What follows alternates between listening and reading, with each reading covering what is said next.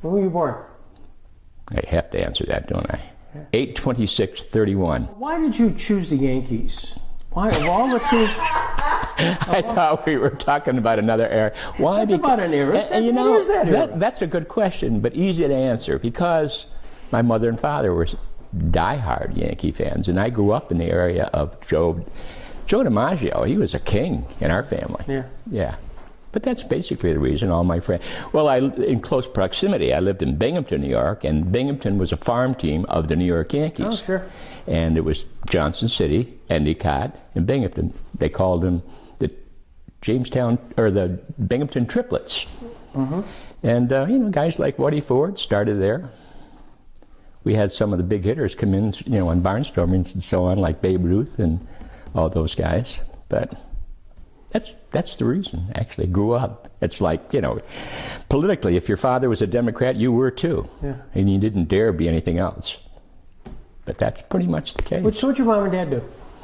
My father, of course, worked during the Depression. There really wasn't much going on then. But he ended up as a lifeguard. And he did yard work. Things were tough back then. Mm. My mother worked at, remember the old camera place, what was it? Hansco. Okay. And she was a spooler, worked very hard, 5:30 to 3:30 in the afternoon. It was tough back then. So I was basically a Depression baby. Mm-hmm. And yeah, things were tough.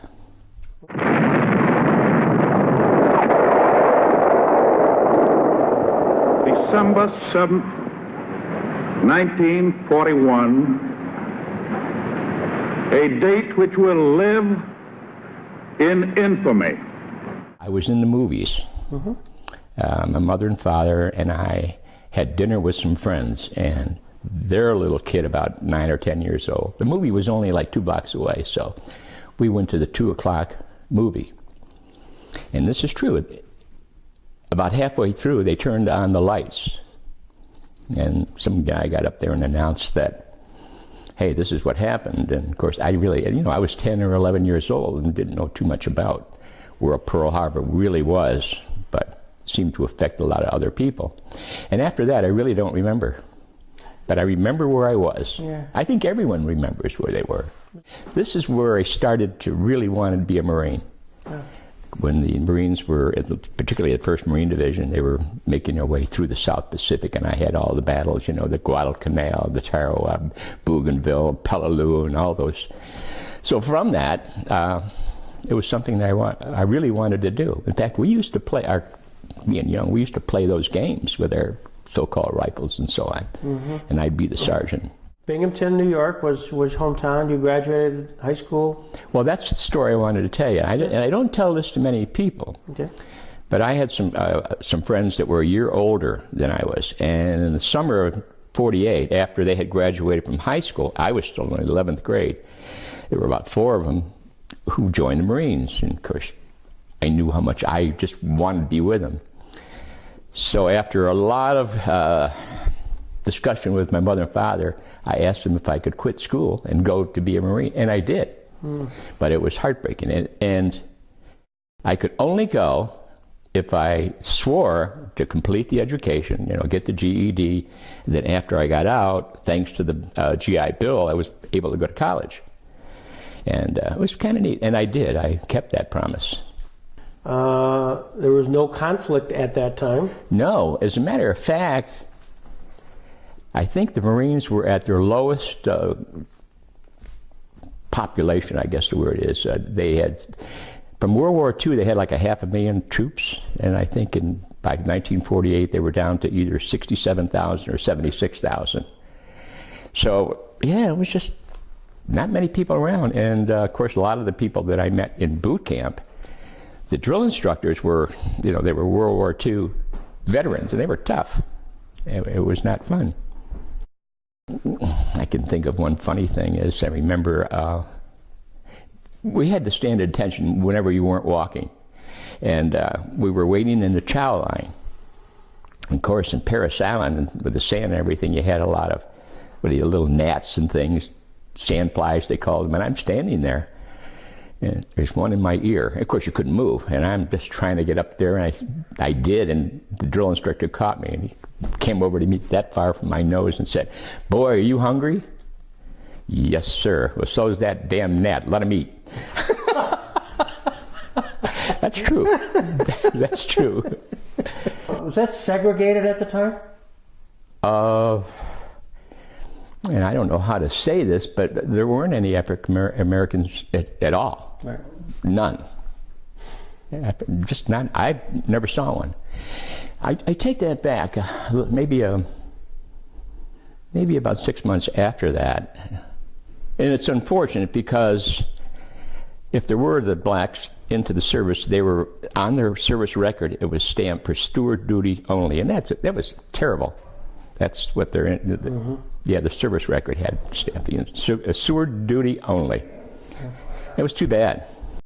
So when you went off base, did you see the whites, blacks, all that? Yeah, a typical southern town, Newbern and Wilmington. Some of those towns there. Oh yeah, this side was for the colored, and that side was for the white, and drinking fountains were separate. Bathrooms were separate. So what you heard was real. Well, when I first got out of boot camp, everybody had to take a typing test. And if you could type 30 words a minute, they wanted you because that was big.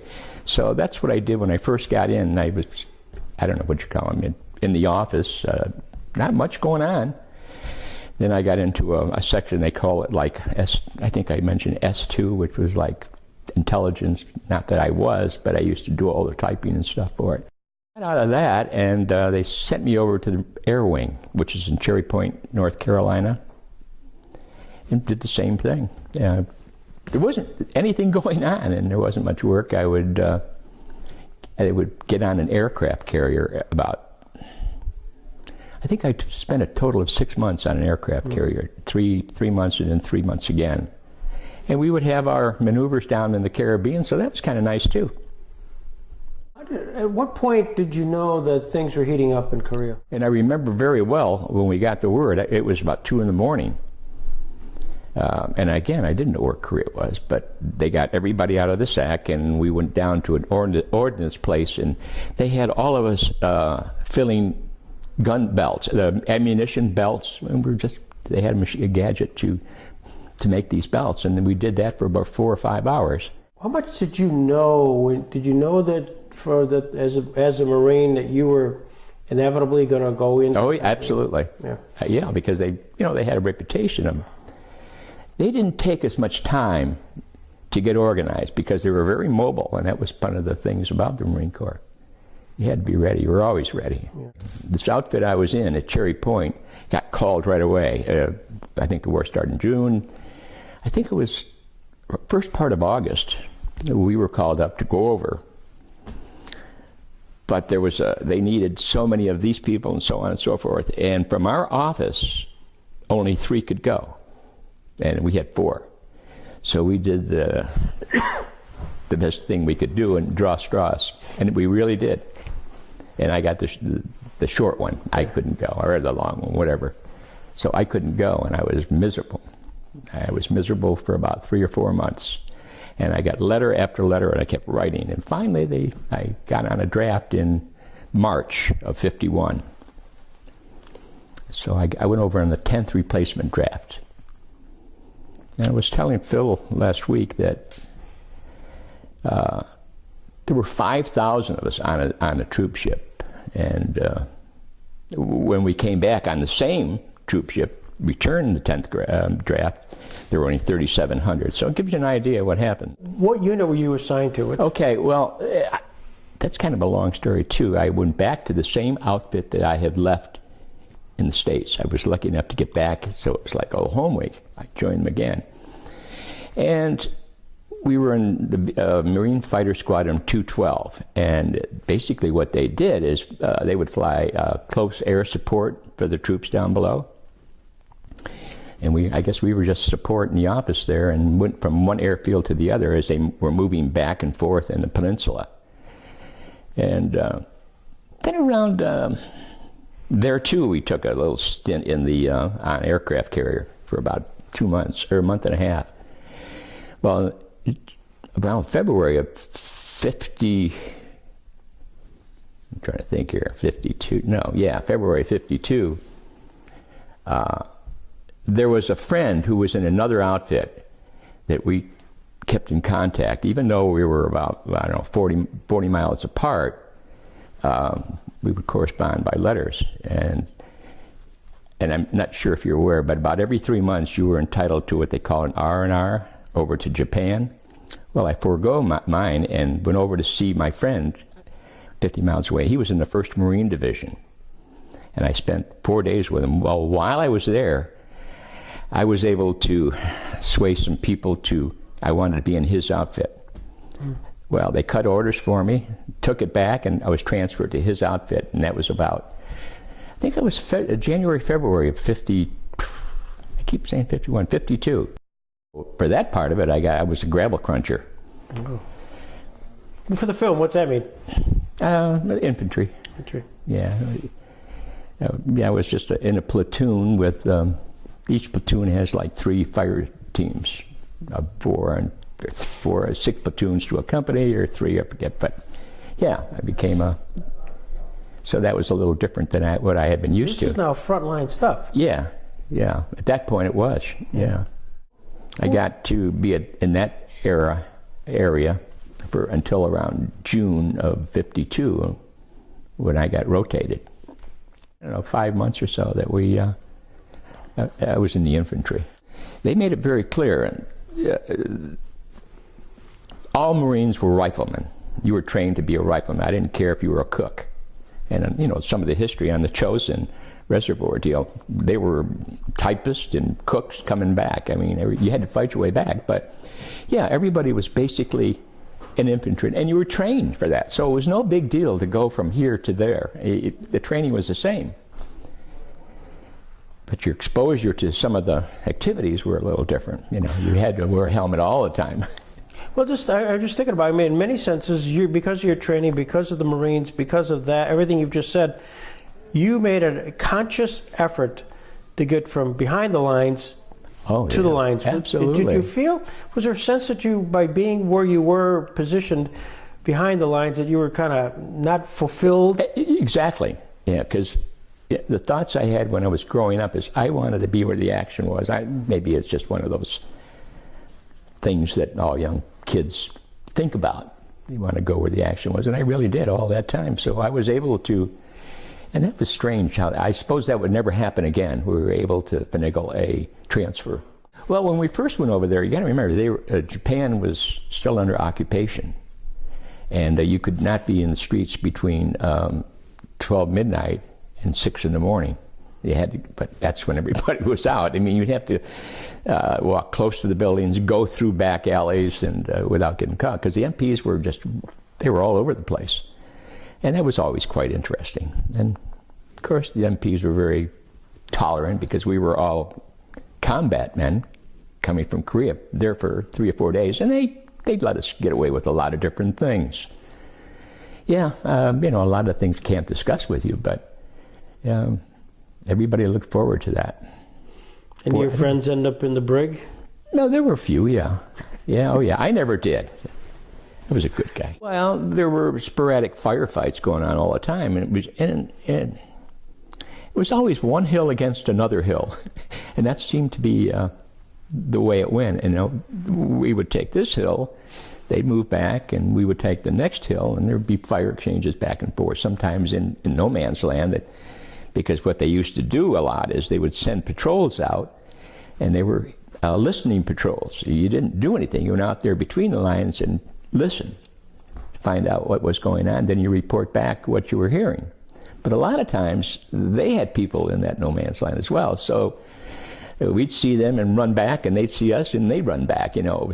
Or occasionally there was a little skirmish. This was at the time, had the line been drawn? Yes, at that time there was. There was a little movement, not as much as... What was the parallel? I'm drawing a blank. 38th. 38th parallel. 38th parallel. Yeah, there were a lot of operations that I didn't quite fully understand at that time. There was one, and I don't know if you ever get a chance, check it out. first part of February, somebody decided to have an operation, and they called it Clam Up. And the whole idea of the operation of Clam Up was we would move our front lines back, and I can't remember how far back, maybe a mile or no, maybe a half a mile or so, to give the impression that our line was vacant. We had troops, we were still there, but the Chinese, I think it was at that time, and the North Koreans thought we had moved way back, because way back it was designed for them to have a lot of movement, lights going on, but in effect we were still on the line. And the purpose of it, from what I understand, was to take prisoners. They would come up to our line, not knowing we were there in little bunkers, and we would have to take them. But it didn't work, and first of all, they didn't know we were there, so they would be coming up these hills, and you could throw a stone at them, because we weren't allowed to make any noise. And we had little charcoal, cans of charcoal we would light to keep warm, because this is February, and it was cold. We had we had bunkers all the way along, so. And there were a lot of situations that I was told, it didn't happen with me, but the Chinese and the Koreans would come up into the bunkers. And there'd be a little skirmish going on in the bunkers with these guys. Hand to hand. Hand to hand, real hand to hand. And fortunately, the Americans were a lot bigger than some of the Chinese. They were little people. So I don't think it was ever a problem as far as strength. But yeah, there was a lot of hand-to-hand going on. Fortunately, it didn't happen to me, and I was lucky. But anyway, I'm not sure how the operation turned out. That was the intent. Never did find out what happened, but you could see them. Perfect. Oh, he could probably tell you. Operation Clam Up, take a look. At the end, before they closed it down, we would be so close as you could throw grenades down the hill. Then things became a little more permanent. From there, we went along the Imjin River. We were pretty much stationary at that point until I was rotated back. I understand there was some movement after I left, but it was pretty stationary after that. Where did you sense that we're just at a stalemate at that? Yes. Because you're in the trenches. Yes, and because what had happened, they had started the talks at Panmunjom. Yeah. And so that we knew that there was negotiations going on to put an end to this thing, because there was no winner. As you know, I mean, the other thing that was interesting is there were so many troops from different countries. It was multinational, so you get to know these other guys. Yeah, and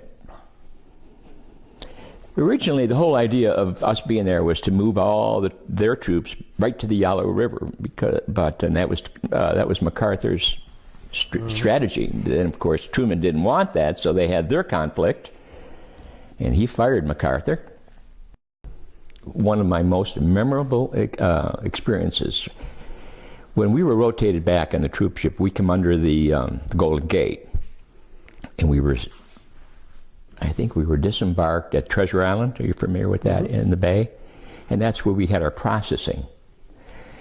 Well, there to greet us was a guy who was in the picture of Iwo Jima. He's the guy on the left-hand side where his hands aren't quite on the pole.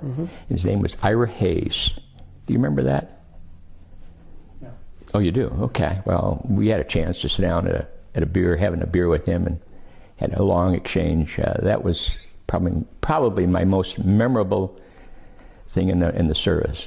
This guy was so interesting. He was so humble. We actually had to ask him questions. What happened when? What happened? What was it like? And that was most memorable.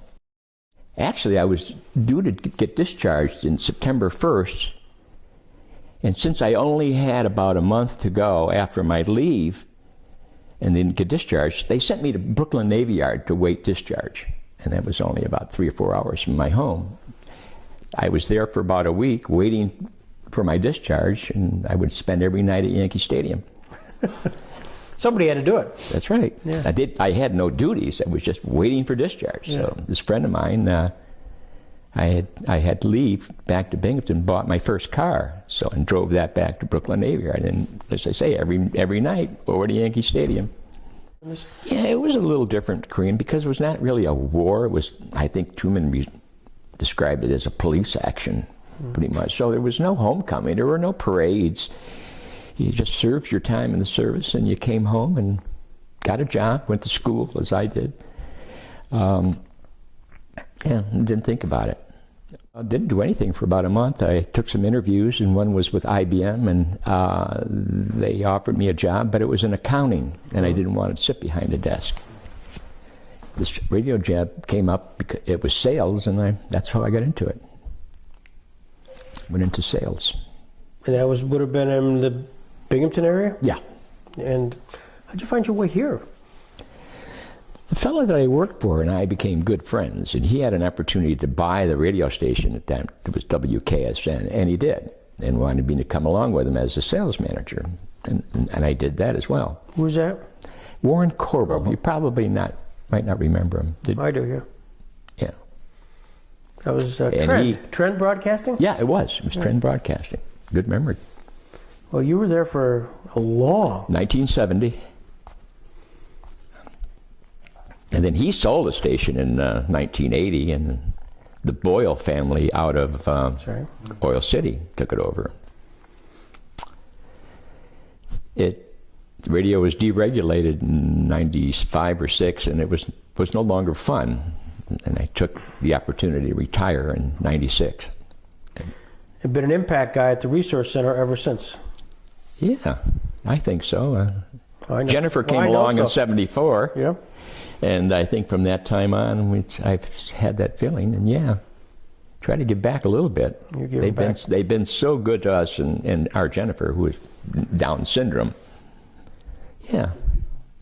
Well, you've done amazing things at the Resource Center. You've been a constant rock. We did have some good times. Crazy stuff.